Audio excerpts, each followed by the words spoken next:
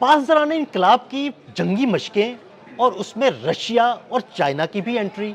जी हाँ, बिल्कुल, चाइना और रशिया भी अब ईरान के साथ मिलकर आबनाए हरमस और खलीज फारस में जंगी मशकों का हिस्सा बनेंगे। आमिर रजा से बात करते हैं। आमिर भाई, ईरान तो जंगी मशकें कर रहा था, रशिया और चाइना भी आ गए, क्यों, वजह क्या है? ये पहली बात तो ये समझे कि चीन और रूस जो है इस जंग में कूद पड़े हैं, जो कि अमेरिका मुसल्लत करना चाहता है ईरान के ऊपर। यही मैं कहता हूँ कि आप इस सारे को देखें कि कभी ईरान को खाली नहीं रहने दिया जाएगा।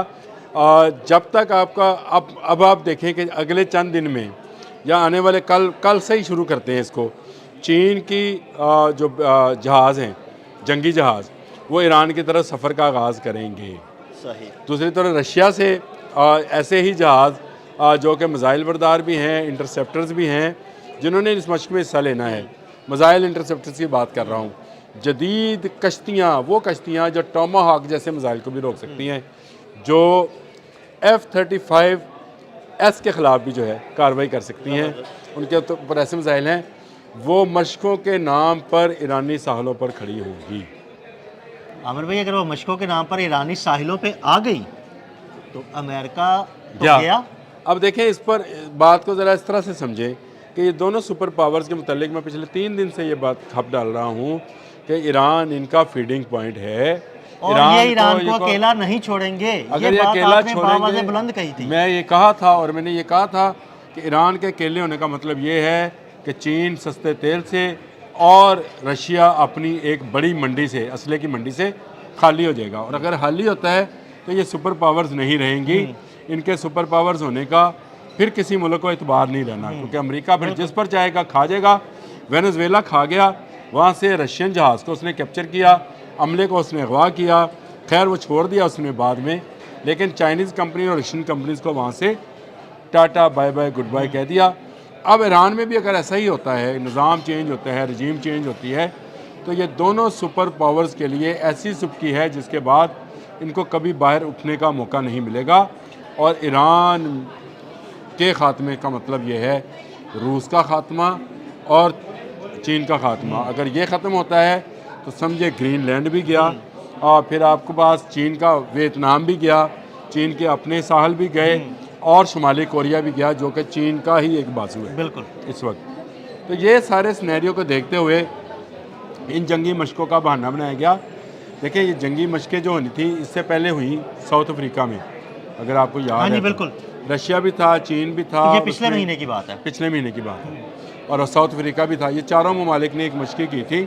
उसके बाद अभी ज़रूरत नहीं थी, लेकिन अचानक से एक ऐसा कार्ड खेला गया है जो कि मशकों के नाम पर इन दोनों सुपर पावर्स के वो जहाज़ जो कि अब्राहम लिंकन को तबाह करने की सलाहियत रखते हैं, ईरान के साथ मिलकर, अकेले तो नहीं, ईरान के साथ मिलकर, और इनके इंटरसेप्टर्स को बहका सकते हैं, वो लाए गए। मैंने अदिल भाई कल एक किया था कि जो GPS सिस्टम्स इस्तेमाल होते हैं उसको क्रॉस करने के लिए चीन ने अपना नेविगेशन सिस्टम बाइडू जो है वो ईरान को दिया है। बिल्कुल, ये मैंने आपसे एक स्टोरी, हमारी आपस में भी डिस्कशन हुई थी इस बारे में, समझेंगे। बिल्कुल।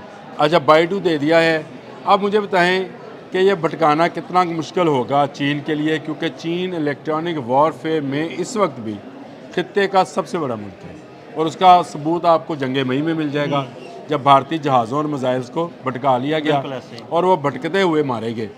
इसी तरह यहाँ पर नेविगेशन सिस्टम, अगर GPS ब्लॉक होता है, ब्लॉक ना भी हो, मैं कहता हूँ जी कोई दुनिया की वो ताकत नहीं है जो इनको ब्लॉक कर सके। हलल डालना होता है। हाँ जी, बिल्कुल। और नैनो सेकंड्स का हलल जो है, एक मिसाइल को गिराते गिराते अफगानिस्तान के पहाड़ों पर जा गिराता है। बिल्कुल ऐसे ही है, उसको भटका देता है, वो अपनी जगह से आगे पीछे हो जाता है, जिस तरह हमने ब्राह्मोस के साथ किया। ये खलल डालना ही होता है, और ये बाइडू कर सकता है। ये बात का अंदाज़ा है, इसीलिए रशिया अपने जहाज़ भेजने पर तैयार हुआ, चीन अपने जहाज़ भेजने पर तैयार हुआ। ईरान ने इससे पहले मशक़ें शुरू कर रखी हैं। ये मशक़ें जो हैं ये बरूदी सुरंगें बिछाने के लिए है, और मैं आपको बताऊँ ये बरूदी सुरंगें वो बरूदी सुरंगें हैं जो मौत का पैगाम हो गए। इस पर अलग करेंगे कि ये किस तरह से बिछाई जाती है और इनका जाल किस तरह से बुना जाता है, जिसमें बहरी जहाज़ एक के बाद एक आके फंसते चले जाते हैं। लेकिन सबसे बड़ी बात यह है कि इन जंगी मशकों से, जो कि कहा जा रहा है कि जंगी मशकें हैं, कि एक बेयन सबूत वो मेरी बात का आ गया कि चीन और रूस जो है वो ईरान की मदद को पहुंच गए, उनकी फ़ौजें पहुंच गई, उनके बहरी जहाज़ पहुंच गए और अब अमेरिका के लिए हर आने वाला दिन मुश्किल होगा। अमेरिका सिर्फ दबाव डाल रहा था, अमेरिका सिर्फ डर पैदा कर रहा था, अमेरिका सिर्फ ये बात बताना चाह रहा था कि ईरान खुद ब खुद मान जाए, तस्लीम कर ले।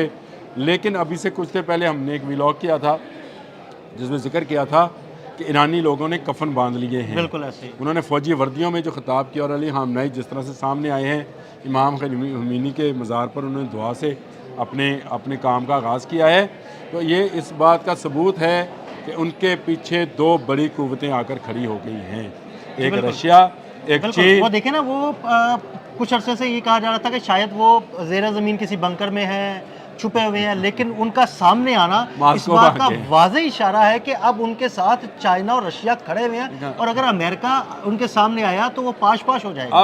अब ये उनका उस हुसैनिया हाल में होने वाले खिताब पर ज़रा आए अदील भाई। उन्होंने कहा कि खित्ते की जंग होगी। अब खित्ते में कौन कौन से ममालिक हैं? सारे इस्लामी ममालिक हैं सारे खित्ते इस्लामी में। ममालिक भी हैं और ये चीन और रशिया के स्टेक्स भी इसी खित्ते में हैं। बिल्कुल। ये सारों का स्टेक्स की जगह है। ये जो मिडिल ईस्ट है, अल्लाह पाक ने इस जगह को बहुत नवाजा हुआ है और ये सब के स्टेक्स एक जगह पर मौजूद हैं। और अमेरिका और ईरान की ये जंग जो है, ये खित्ते की जंग नहीं होगी, फिर आलमी जंग होगी। ये इस बात का सुपर पावर्स सबूत की है, जंग हो जाएगी।